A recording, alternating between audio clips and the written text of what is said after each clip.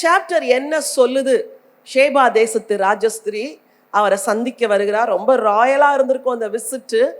அப்போ அவள் அவருடைய ஞானத்தை குறித்து கேள்விப்படுறா, ஆச்சரியத்தால் பிரம்மை கொள்றா. நான் ஏற்கனவே சொன்னேன், இதே சம்பவம் 2 நாளாகமும் 9வது அதிகாரத்துல இருக்குது.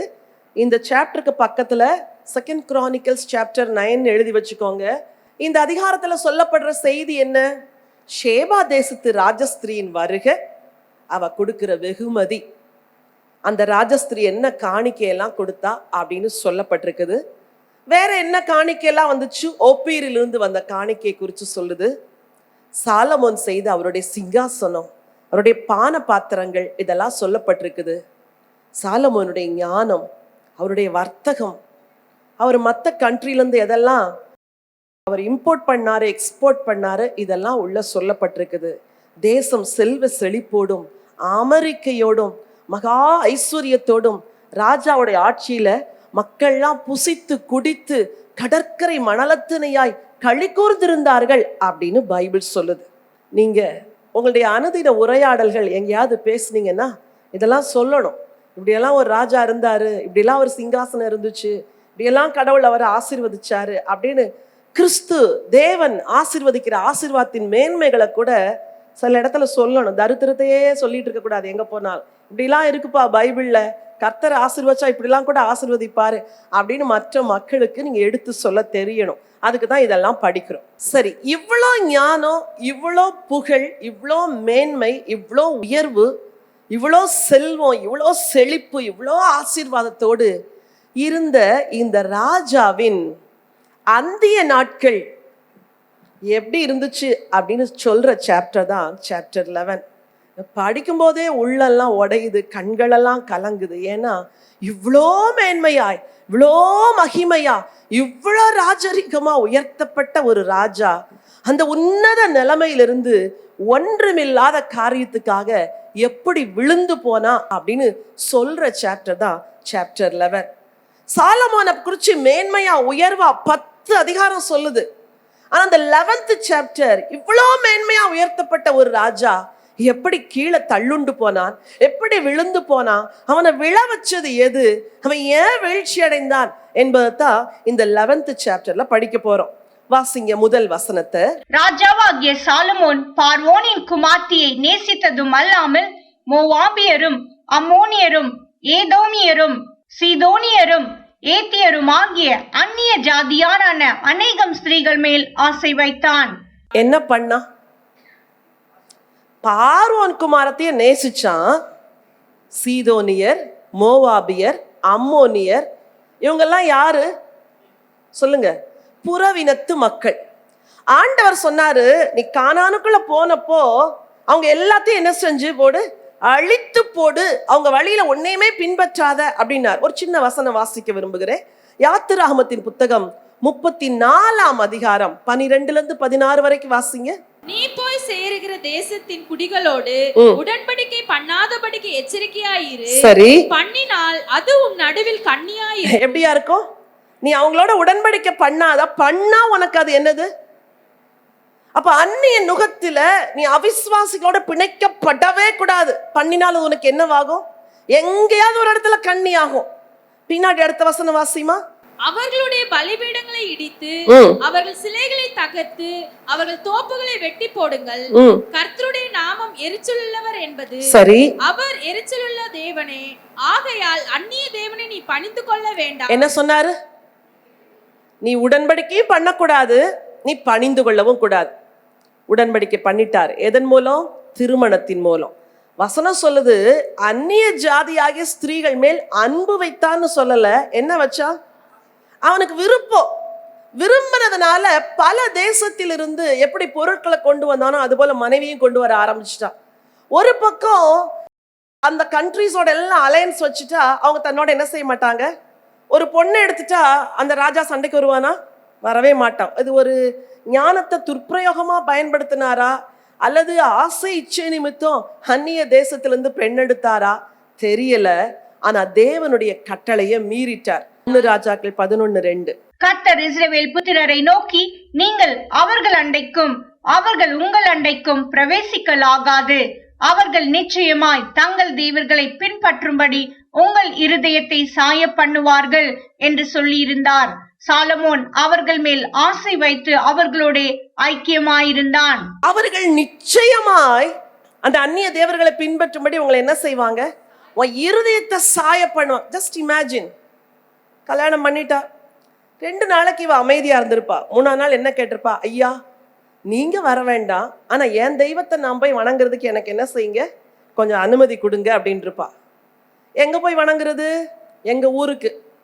அப்ப சொல்லிருப்பா, உங்க ஊருக்கு போக வேண்டாம், நீ இங்கேயே என்ன செய்ய, அங்கிருந்து கொண்டு வர சொல்றேன், இங்கேயே ஒரு கோயில் உனக்கு கட்டி கொடுக்குறேன், நீ எதுக்கு அங்க போற அப்படின்ட்டு அங்கேயே கோயில் கட்ட ஆரம்பிச்சான். அப்ப இவ தினம் போய் வழிபட்டிருப்பா. ஒரு நாள் சொல்லுவா, நானே போறேனே, என் தெய்வத்திட்ட நீங்களும் வந்தீங்கன்னா எவ்வளவு ஆசீர்வாதமா இருக்கும். இப்படித்தான் அவிசுவாசிகளோடு ஐக்கியம் கொள்ளுடைய வாழ்க்கை கூட சின்ன பின்னமாக்கப்படுது.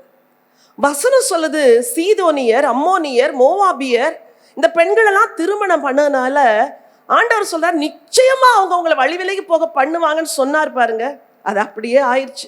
அடுத்த வசனம் வாசிங்க. அவனுக்கு பிரபுக்கள் குலமான 700 மனையாட்டிகளும் 300 மறுமனையாட்டிகளும் இருந்தார்கள். எல்லாரும் அந்த வசனத்தை வாசிங்க. அவனுடைய ஸ்திரீகள் அவன் இருதயத்தை வழுவி போக பண்ணினார்கள்.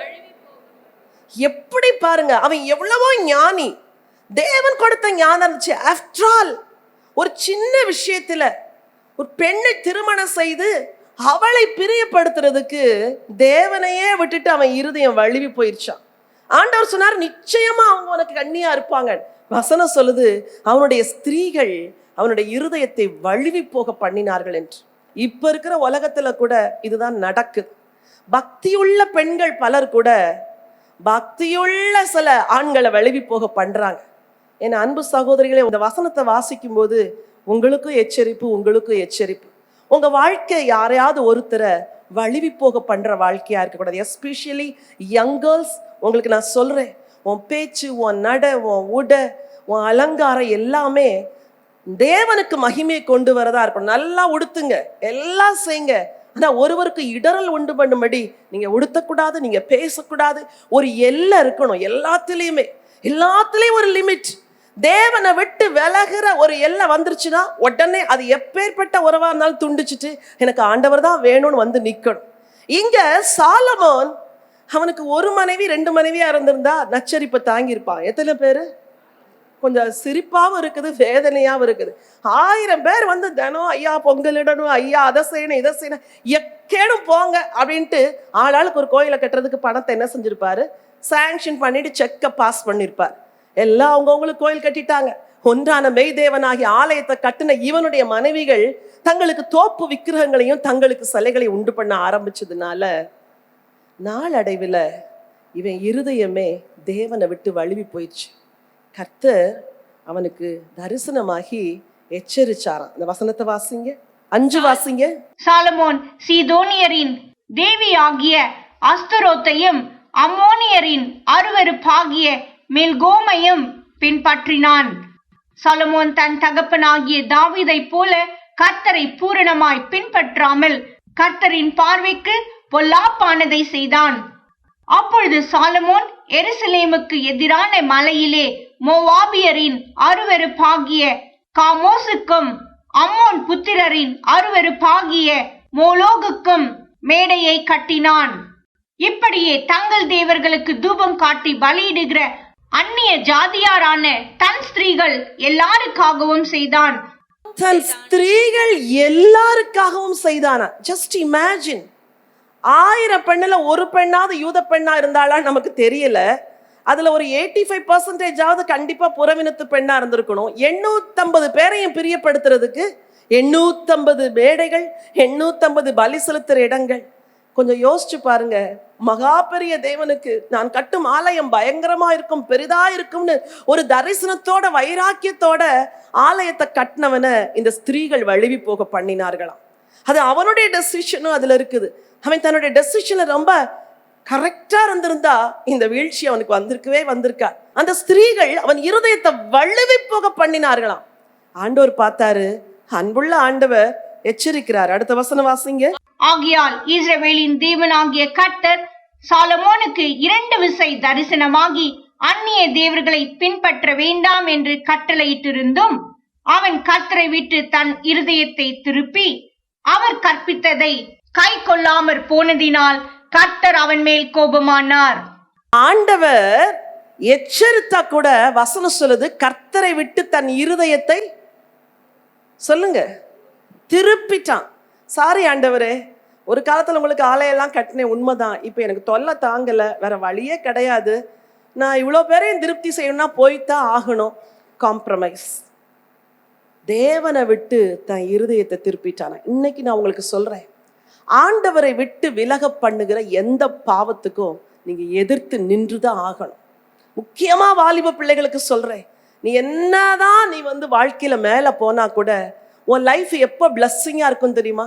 தேவன் சொல்லுகிற ஒரு வாழ்க்கை துணை, தேவனை நேசிக்கிற ஒரு வாழ்க்கை துணை, தேவனுக்காய் பற்றி எறிகிற ஒரு வாழ்க்கை துணைய காத்திருந்து நீ தெரிந்து கொண்டா உன் எதிர்காலம் மகிமையா இருக்கும். அதுக்கு கொஞ்சம் தாமதம் கூட ஆகலாம். வெயிட்.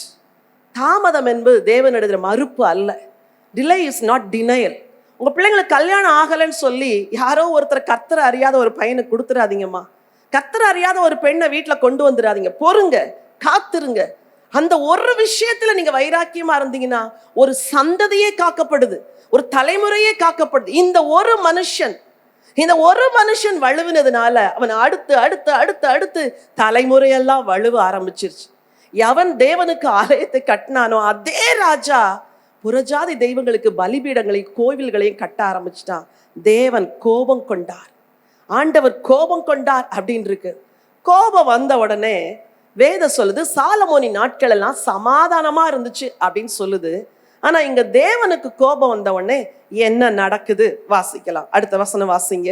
ஆகையால் கர்த்தர் சாலமோனை நோக்கி, நான் உனக்கு கட்டளையிட்ட என் உடன்படிக்கையையும் என் கட்டளைகளையும் நீ கை கொள்ளாமற் போய் இந்த காரியத்தை செய்தபடியினால் ராஜ்யபாரத்தை உன்னிடத்திலிருந்து பிடுங்கி அதை உன் ஊழியக்காரனுக்கு கொடுப்பேன். என்ன சொல்லிட்டாரு? உனக்கு குளோரியே எதுதான்? உன் கிங்டம் தான். இவ்வளோ மகிமையா, இவ்வளோ மேன்மையா, இவ்வளோ உயர்வா, பூமியில யாருக்கு இல்லாத ஒரு மேன்மை உனக்கு கொடுத்து இப்போ உன் கையில இருந்து பிடுங்கி இன்னொரு மேன்மையான ராஜாக்கு இல்ல, உனக்கு கீழே இருக்கிறான் பாரு ஒரு ஊழியக்காரன், அவனுக்கு நானே கொடுப்பேன் அப்படிங்கிறார். இதை பார்க்கும்போது படிக்கும்போது நடுங்குது மனசெல்லாம். ஐயோ ஆண்டவரே, இவ்வளோ உயர்த்தப்பட்ட ஒருவன் உனக்கு கீழே இருக்கிற உன் ஊழியக்காரனுக்கு கொடுப்பேன் அப்படின்ட்டு அவனுக்கு விரோதமா 3 பேரை ஆண்டவர் எழுப்புறார். வசனத்துல வாசிக்கலாம். 14வது வசனம். கர்த்தர் ஏதோமியனாகிய ஆதாத் என ஒரு விரோதியை சாலமோனுக்கு எழுப்பினார். இவன் ஏதோமில் இருந்த ராஜகுலமானவன். அதுவரைக்கும் அவனுடைய நாட்கள் சமாதானமா இருந்துச்சு. இப்ப ஏதோமியன்ல ஒருத்தனை ஆண்டவர் எழுப்புறாரு. 2வது ஒருவனை எழுப்புகிறார். வசனம் 23. எலியதாவின் குமாரன் ஆகிய ரேசோன் என்னும் வேறொரு விரோதியை தேவன் எழுப்பினார். இப்ப இவன் சமாதானமா இருந்த காலத்துல யார் வர ஆரம்பிச்சிட்டாங்க? விரோதிகள், எதிராளிகள். நம்ம வாழ்க்கையில கர்த்தருடைய ஆசீர்வாதம் இருக்கும் பொழுது எல்லாம் சமாதானமா இருக்கும். எதிராளிகள், விரோதிகள் வரும் பொழுது விரோதியை கற்ற ஆண்டவரே அப்படின்னு சொல்றதுக்கு முன்னாடி என்கிட்ட என்ன குறை இருக்குது ஆண்டவரே? ஒருவனுடைய வழிகள் கர்த்தருக்கு பிரியமா இருந்தால் சத்துருக்கள் கூட சமாதானமாகும்படி செய்வான்லாம் சொன்னீங்க. இப்ப ஏன் இந்த விரோதி, ஏன் இந்த பகையாளி எனக்கு நீங்க சொல்லணும் அப்படின்னு கேட்டு முதல்ல நம்மளை செட்ரைட் பண்ணிக்கணும். அப்புறம்தான் விரோதிக்கு விரோதமாய் ஜெபம் செய்யணும். ஆண்டவர் விரோதியை எழும்ப பண்ணுனா கூட ராஜ்யத்தை பிடுங்குவேன் ஊழியக்காரனுக்கு கொடுப்பேன்னு சொல்லும்போது உடனே ஒருத்தர் நினைக்கிறாரு. யாரு? தாவீது. தாவீதுக்கு வாக்கு பண்ணனே, இவ்வளோ ஒரு உண்மையுள்ள தேவன் பாருங்க. இவன் துன்மார்க்கமா நடந்தான், ஆனா இவங்க அப்பா ஃபெய்த்ஃபுல்லா நடந்ததுனால அவன் நிமித்தம் நான் ஒரு பங்கை பிரிசர்வ் பண்ணுவேன். 13 வாசிங்க. ஆனாலும் ராஜ்யம் முழுவதையும் நான் பிடுங்காமல் என் தாசனாகிய தாவீதின் நிமித்தமும் நான் தெரிந்து கொண்ட எருசலேமின் நிமித்தமும் ஒரு கோத்திரத்தை நான் உன் குமாரனுக்கு கொடுப்பேன் என்றார். பாருங்க, தாவீதுக்கு என்ன சொன்னாரு? என்னாலும் உன் சிங்காசனத்துல உன் சந்ததி இருக்குன்னு ஒரு ப்ராமிஸ் பண்ணார் இல்லையா? சொன்னார். 2 சாமுவேல் 7ஆம் அதிகாரத்துல அது இருக்குது. என்னாலும் உன் சிங்காசனத்துல ஒரு சந்ததி இருக்கும். அது தீர்க்க தரிசனமா கிறிஸ்துவ குறிச்சு சொல்லுது. ஆனா இந்த ராஜ வம்ச அட்டவணை நீங்க பாத்தீங்கன்னா தேசம் 2ஆ பிரிஞ்சிரும். இஸ்ரவேல்ல ஒருத்தனை கொண்டு ஒருத்தன் வருவான், ஒருத்தனை கொண்டு ஒருத்தன் வருவான். இந்த கோத்திரம் அந்த கோத்திரம், அந்த கோத்திரம் இந்த கோத்திரம் எல்லாம் வரும். ஆனா யூதால தாவீது, தாவீதுடைய மகன், அவனுடைய மகன், அவனுடைய கடைசி வரைக்கும் தாவீதின் சந்ததி தான் வருமே ஒழிய வேறு ஒரு கோத்திரம் வராது. இது எதுக்கு தெரியுமா? ஆண்டவர் என் தாசனாகிய தாவீது எனக்கு உண்மையா நடந்ததுனால அவனுக்கு நான் சொன்ன ப்ராமிஸை நிச்சயம் நிறைவேற்றுவேன். அந்த ஒரு வாக்குத்தத்தத்தை நிறைவேற்றுறதுக்கு தான் அவன் சந்ததி நிலைக்கும்படி செஞ்சார். இங்க ராஜ்யத்தை பிடுங்குவேன்னு சொன்னா கூட ஒரு கோத்திரம் இருக்கும் அப்படின்னு தாவீதுக்கு சொன்ன வாக்க நினைவு கூர்ந்தார். உங்களுக்கு கூட ஆண்டவர் சொன்ன வாக்க மறக்க மாட்டார். நீங்க ஆண்டவருக்கு உண்மையா வாழ்றீங்க, பயபக்தியா வாழ்றீங்க, உங்க வார்த்தையை உங்க சந்ததிக்கு நிச்சயமாய் நிறைவேற்றுவார். இங்கே முதல்ல ஒரு ஏதோமியனை எழுப்புறாரு, அடுத்து ஒரு எதிரியை எழுப்புறாரு. இந்த சாலமோனுக்கு ஒரு ஊழியக்காரன் ஒருவன் இருந்தான். அடுத்த ஒரு எதிரியை எப்படி எழுப்புறாரு அப்படின்னு சொல்லுது, வாசிக்கலாம். 26வது வசனம். சேரதா ஊரில் உள்ள எபிராயிம் மனுஷனாகிய நேபாத்தின் குமாரன். இந்த சரித்திரம் உங்களுக்கு தெரியணும், நல்லா கவனிங்க. நேபாத்தின் குமாரன் எரோபெயாம் என்னும் சாலமோனின் ஊழியக்காரனும் ராஜாவுக்கு விரோதமாய் கையெடுத்தான். அவனுடைய தாய் செருகால் என்னும் பேருள்ள ஒரு விதவை. அவன் ராஜாவுக்கு விரோதமாய் கையெடுத்த முகாந்திரம் என்னவென்றால், சாலமோன் மில்லோவை கட்டி தன் தகப்பனாகிய தாவீதுடைய நகரத்தின் இடிந்து போன இடங்களை பழுது பார்த்த போது யெரொபெயாம் என்பவன் பராக்கிரமசாலியாயிருந்தான். அவன் காரிய சமர்த்தனான வாலிபன் என்று சாலமோன் கண்டு யோசேப்பு வம்சத்தாரின் காரியத்தை எல்லாம் அவன் விசாரிப்புக்கு ஒப்புவித்தான். சாலமோனுக்கு ஒரு ஊழியக்காரன் இருந்தான். அவன் ரொம்ப திறமை உள்ளவன் அப்படின்னு தெரிஞ்சிட்டு யோசேப்பு வம்சத்தார நீ விசாரி அப்படின்னு அவர் கையில கொடுத்தார். இப்போ சாலமோன் தேவனை விட்டுட்டார். ஆண்டவர் அடுத்தவனை சூஸ் பண்றார். சூஸ் பண்றதுக்கு முன்னாடி அவன் ஒரு வழியில நடந்து போயிட்டு இருக்கிறான். அந்த யெரொபெயாம் அகியா அப்படின்னு சொல்லி ஒரு தீர்க்கதரிசி வருகிறார்.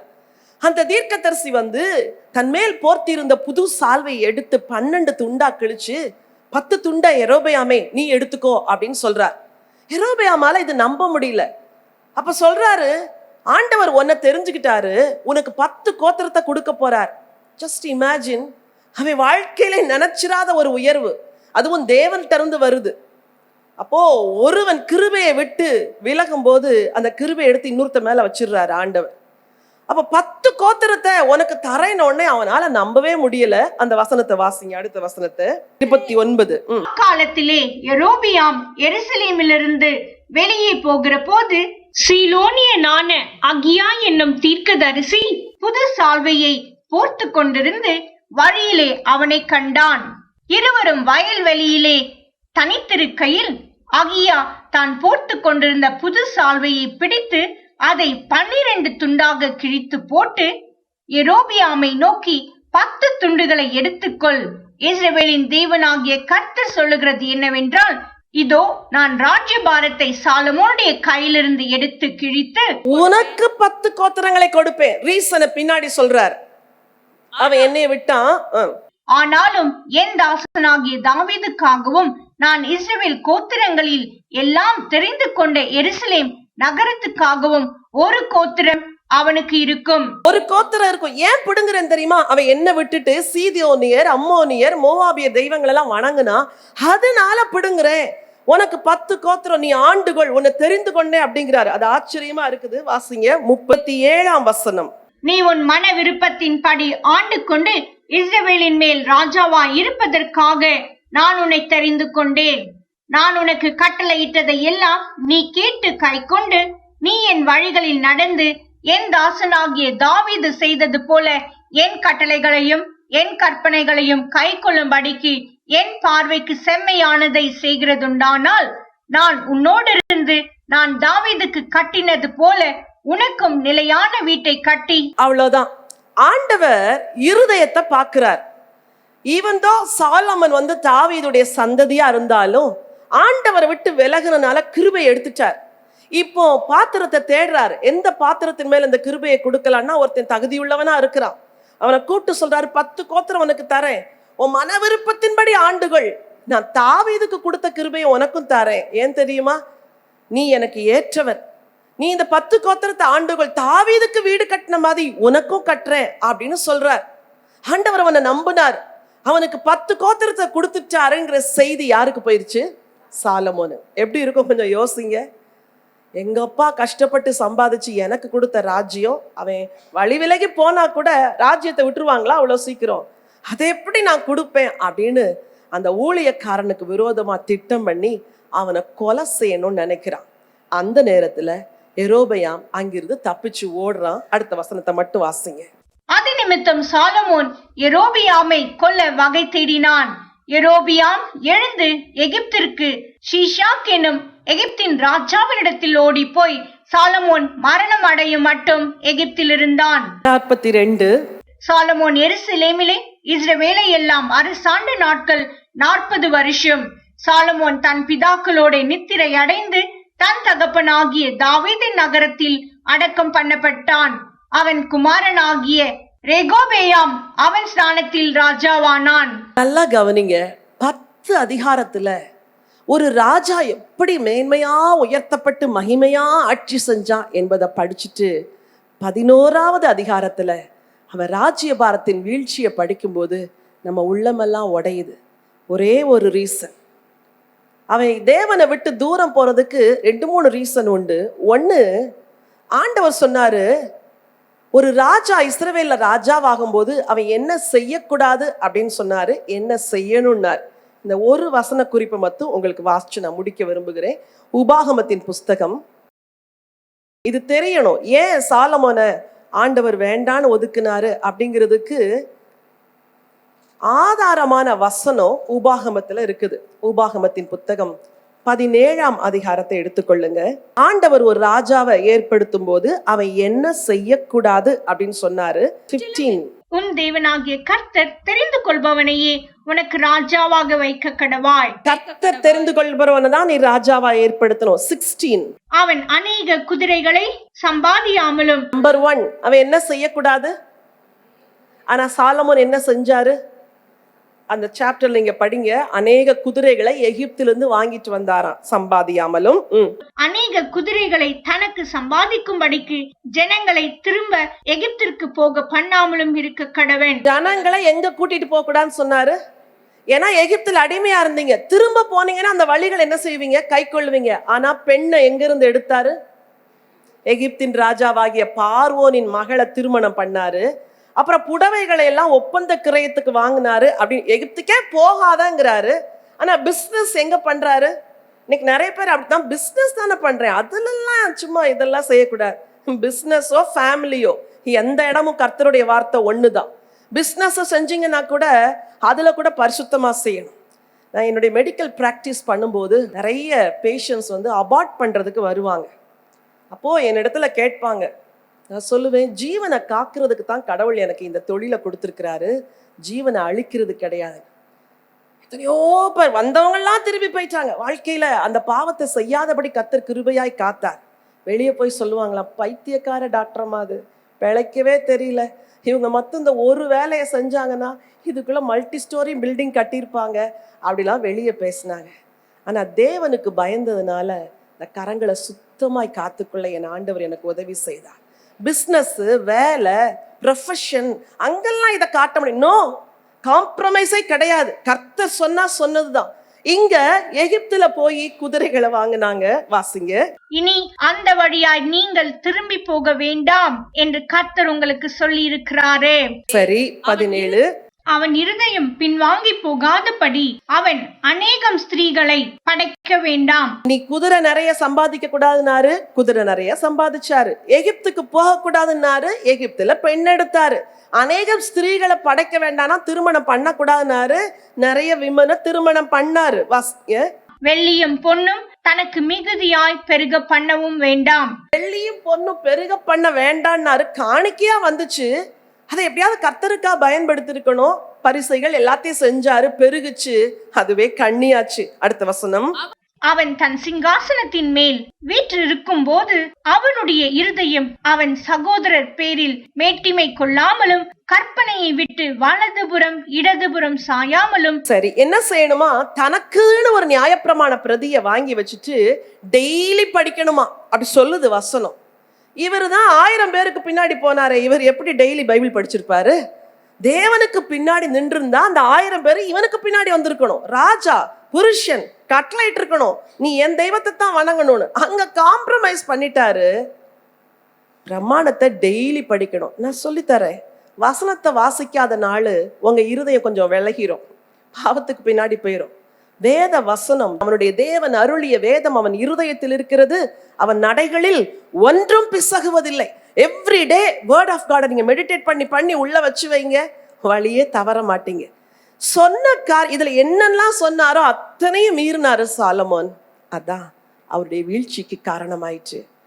மகா பெரிய மேன்மையாய் உயர்த்தப்பட்ட இந்த நட்சத்திரம் கீழே விழுந்துருச்சு. கடைசி காலத்துல கூட வேதம் சொல்லுது, வலு சர்ப்பம் வானத்தில் உள்ள நட்சத்திரங்களில் 1/3 என்ன செஞ்சுதான் இழுத்து கீழே போட்டுச்சு அப்படின்னு வாசிக்கிறோம்.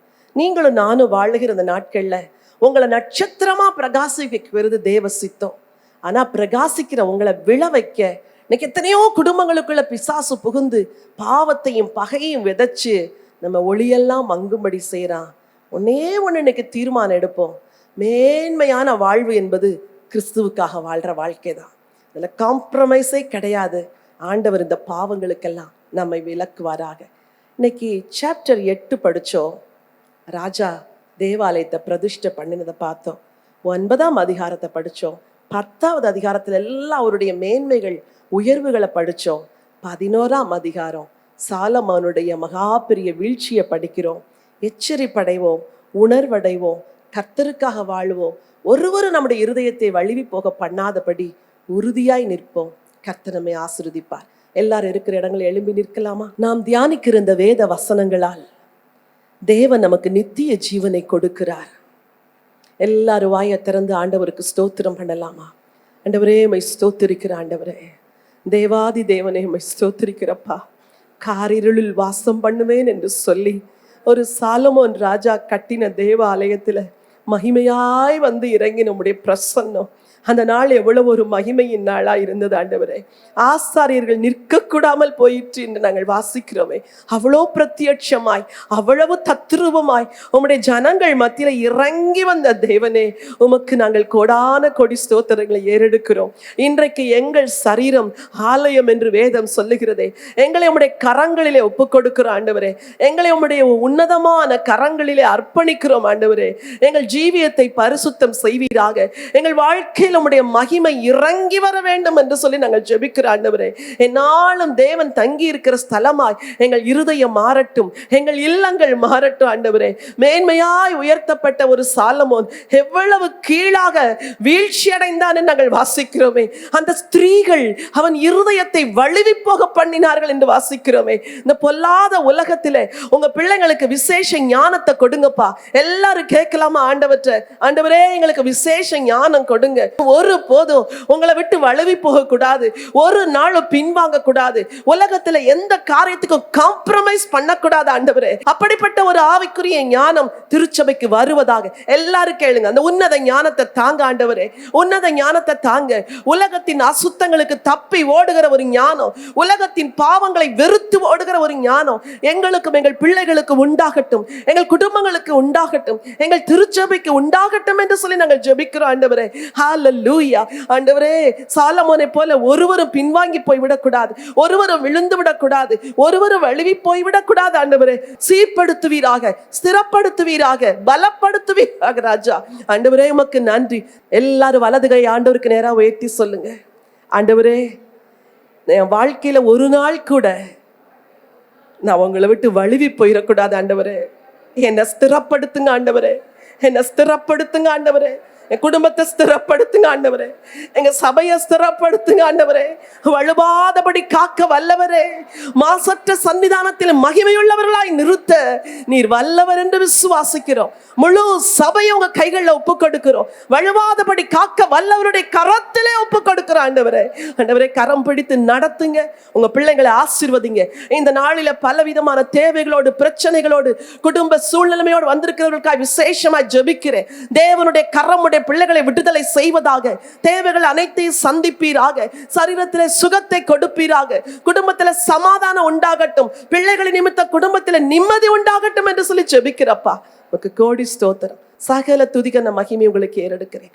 மீட்பெரும் இரட்சகருமா இயேசு கிறிஸ்துவின் நாமத்தில் வேண்டிக் கொள்கிறோம் ஜீவனுள்ள நல்ல பிதாவே, ஆமென்.